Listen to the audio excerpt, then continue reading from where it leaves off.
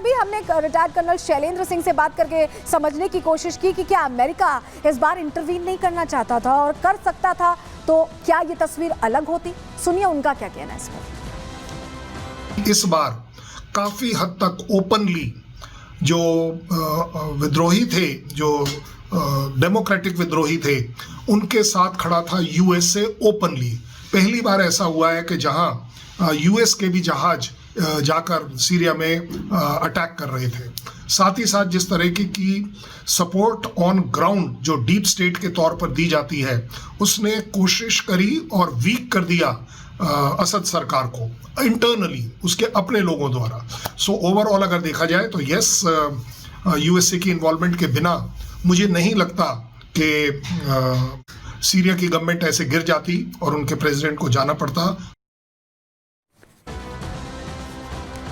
सिर्फ अमेरिका और तुर्की की बात नहीं है, रशिया ने भी हाथ खींच लिए, साथ नहीं दिया सीरिया का। ऐसा हम क्यों कह रहे हैं ये भी आपको समझा देते हैं। देखिए, रूस सीरिया का बड़ा विदेशी मददगार रहा है हमेशा से।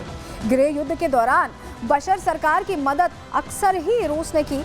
विद्रोहियों के खिलाफ रूस सेना भी भेज चुका था, लेकिन रूसी बॉम्बर्स ने विद्रोहियों पर उस दौर में बम बरसाए थे जब सीरिया को जरूरत थी।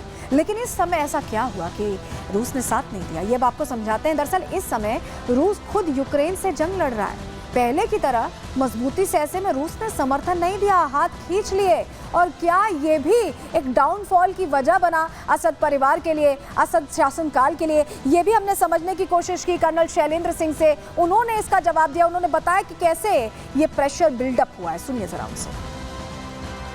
बशर अल असद की जो सरकार है या उनकी जो सपोर्टर, मुझे लगता है सबसे बड़ी जो गवर्नमेंट थी वो थी रशिया की। और रशिया ने हमेशा मदद करी कि psychologically, support wise, equipment wise, to the extent इस बार तो उन्होंने हवाई जहाज़ों से अटैक करने के पॉइंट ऑफ व्यू से भी मदद करने की कोशिश करी।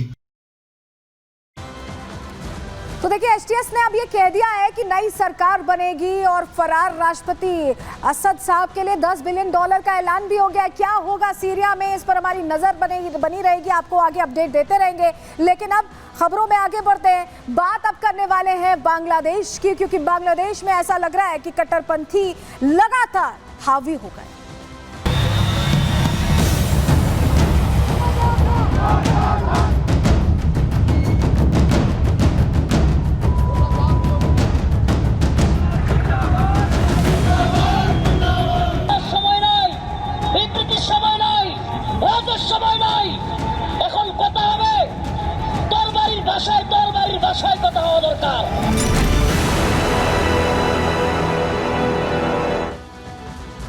जब से शेख हसीना सरकार यहां से गई है, बांग्लादेश में तख्ता पलट हुआ है।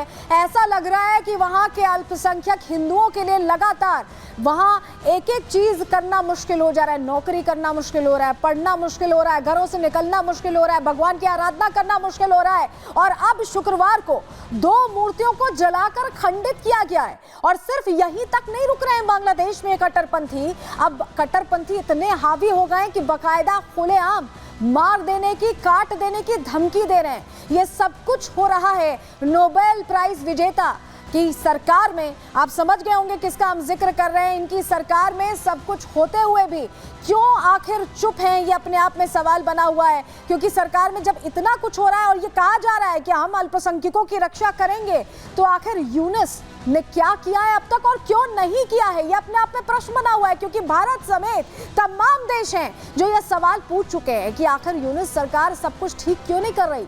नोबेल प्राइज विजेता है, उनकी तो और बड़ी जिम्मेदारी थी, उन्हें और उम्मीदों से देखा जा रहा था। लेकिन ऐसा भी कुछ होता नहीं दिखाई दे रहा है। बांग्लादेश में हालात दिन पर दिन खराब हो रहे हैं।